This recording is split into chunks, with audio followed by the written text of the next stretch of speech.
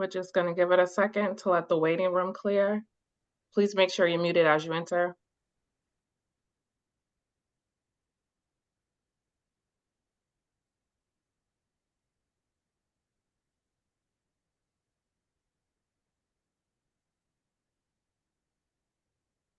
All right, we will get started. Good afternoon.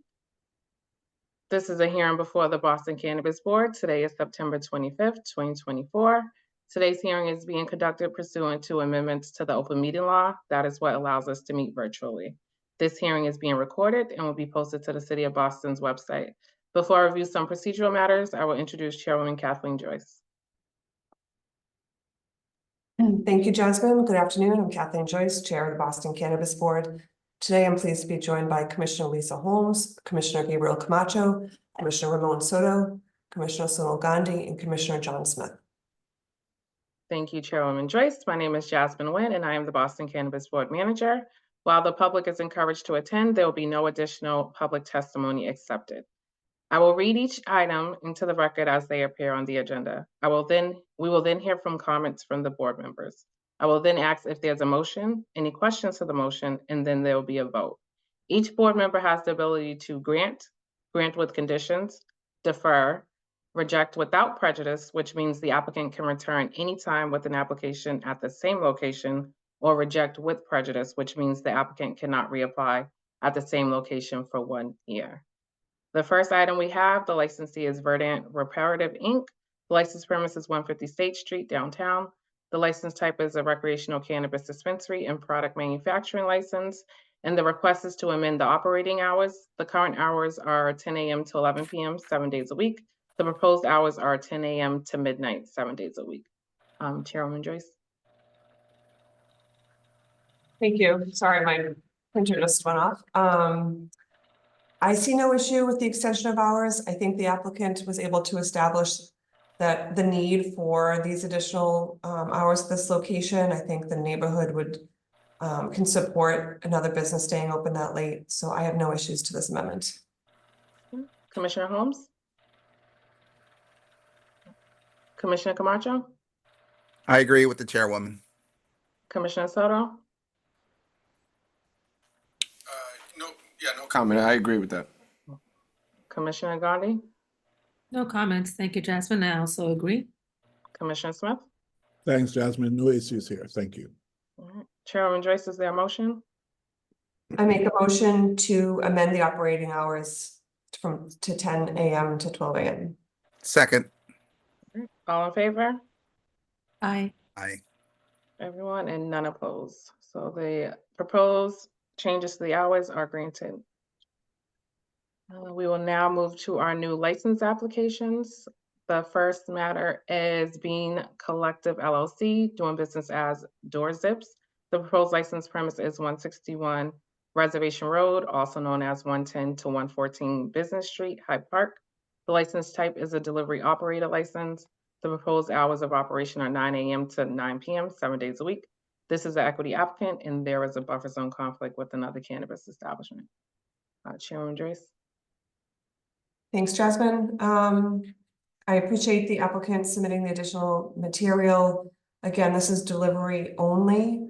They're an equity applicant, despite the fact there is a buffer zone conflict. I do think that they can support a delivery operator in this area without any issues. So I have no issues with the application. Commissioner Holmes? I concur. I agree. Thank you. Commissioner Camacho? Yeah, same here, and thank you for sending the additional material. Commissioner Soto? Thank you, Jasmine. Yes, I agree that that information was helpful and very illuminating, in particular in terms of how they would engage the community. And I think, it showed that they gave a lot of thought to what the board had suggested and wanted to see. So I appreciated that. Thank you. Commissioner Gandhi? Thank you, Jasmine. I'm adding my note of appreciation for the additional materials, and I have no issues. Thank you. Commissioner Smith? Thanks, Jasmine. Same as the other commissioners. Thank you for the updated information. No issues here. Thank you. Chairwoman Joyce, I make a motion to grant conditional upon the buffer zone variance being resolved. is there a second? Second. All right, all in favor? Aye. And none opposed. So the petition is granted conditionally pending the zoning relief for the buffer zone variance. All right, the next matter we have, the applicant is Charlestown Cannabis, doing business as Charlestown Cannabis. The proposed license premise is 31 Cambridge Street, Charlestown. The license type is a retail recreational cannabis dispensary license. The proposed hours of operation are Sunday to Tuesday, 10 a.m. to 9:30 p.m., and Wednesday through Saturday, 10 a.m. to 11 p.m. This is an equity applicant, and there is a buffer zone conflict with another establishment. Just a reminder, Commissioner Gandhi has recused herself for this matter, so she will not be providing any comments or voting. Chairwoman Joyce.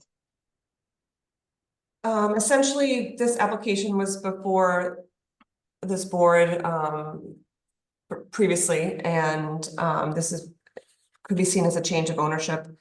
There is a buffer zone conflict, but I would like to note in the record that I don't think it's something that can't be worked out. I think this area could support another cannabis establishment within the buffer zone. That being said, I do have some questions about, it's not so much the location, but it's the actual building. I know the applicant presented or sent in some supporting documents, but it's not clear to me exactly where the different entrances are for the residents and for the retail. I don't want to stop the progress in this application, but I would like just to get some more clarification from the applicant, should this be voted to go forward. So those are my comments. I had hoped to have a better understanding of the layout of the building and the entrance and the exit, but I don't see any issue with the location in general. So those are my comments. Commissioner Holmes. My concerns echo the chairwoman's. When looking at these pictures, it's just the issue of the entrances and the exits and the way these doors are set up. I just think we really need a little bit more clarification on this building. Maybe it will come more in fruition once they start the actual development and the construction. But right now, even with the schematics and the pictures, I am completely confused as to who's entering and exiting where. So my sentiments mirror the chairwoman's. Thank you. Commissioner Camacho. I have no questions. Commissioner Soto. No questions. Thanks, Jasmine. Commissioner Smith. Thanks, Jasmine. No question. All right, Chairwoman Joyce. Thank you. I would like to defer to our next voting meeting with the hope that we'll have answers to those specific questions. I'm comfortable with every other part of the application except for the outstanding questions regarding the building layout and schematics. So I would make a motion to defer. Is there a second? All in favor? Aye. And none opposed. So the matter is deferred to our next voting meeting, which I believe is October 16th. Again, Commissioner Gandhi has recused herself from this matter, so this matter would be deferred.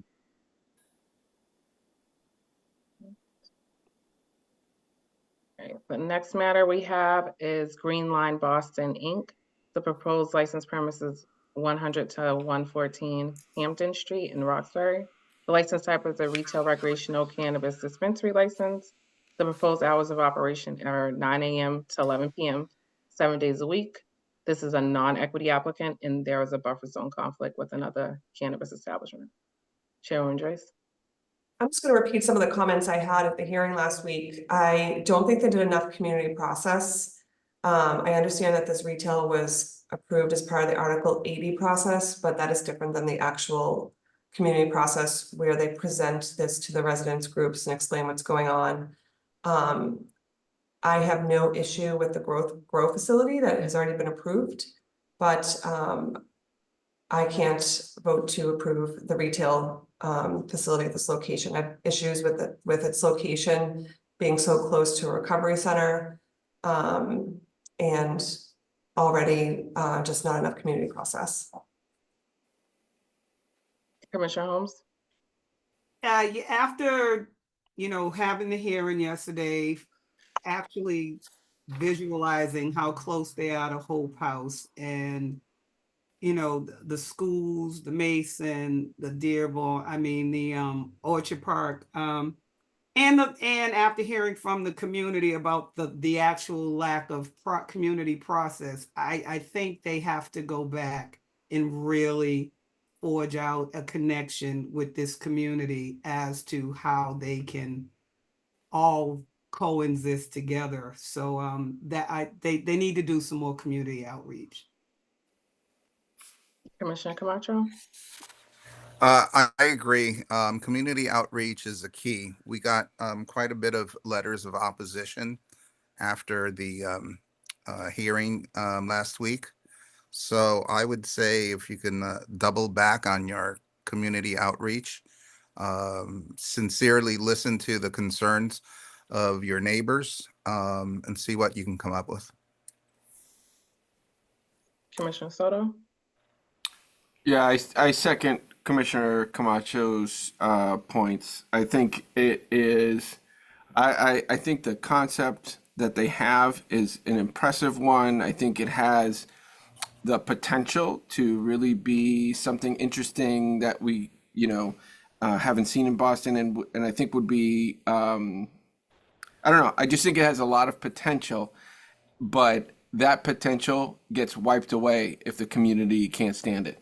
And so I think it felt like the way that it arrived to us may not have gone through all of the channels, maybe not that they had to go through, but would have been good if they had, kind of a thing. So I just encourage them to really talk to folks, be genuine, and try to get to a place of resolution.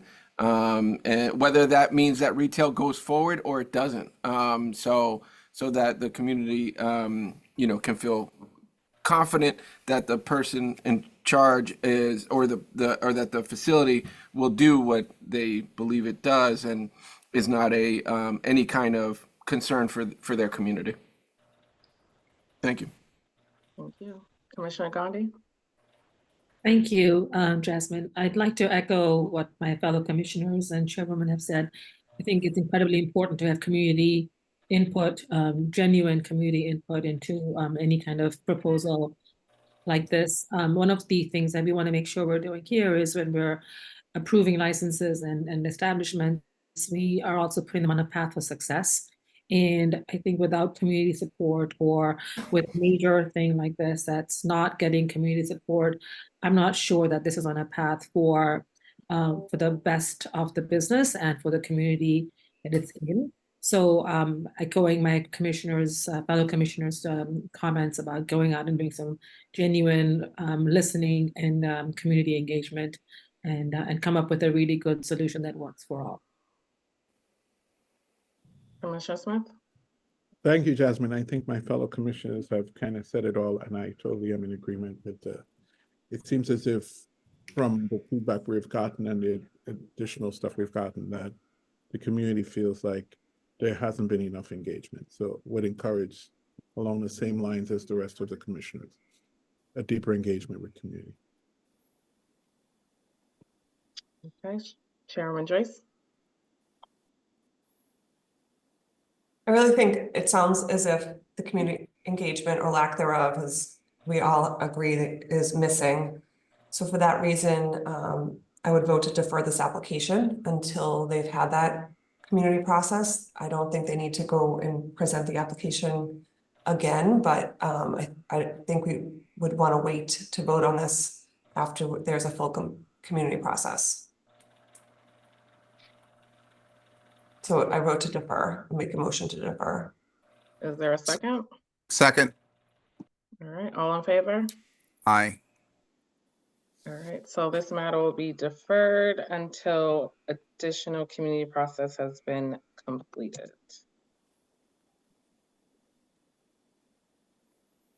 All right, those are all the matters before the board today. Our next hearing will take place on October 9th, 2024 at 1 p.m. Thank you all for attending and enjoy the rest of your evening.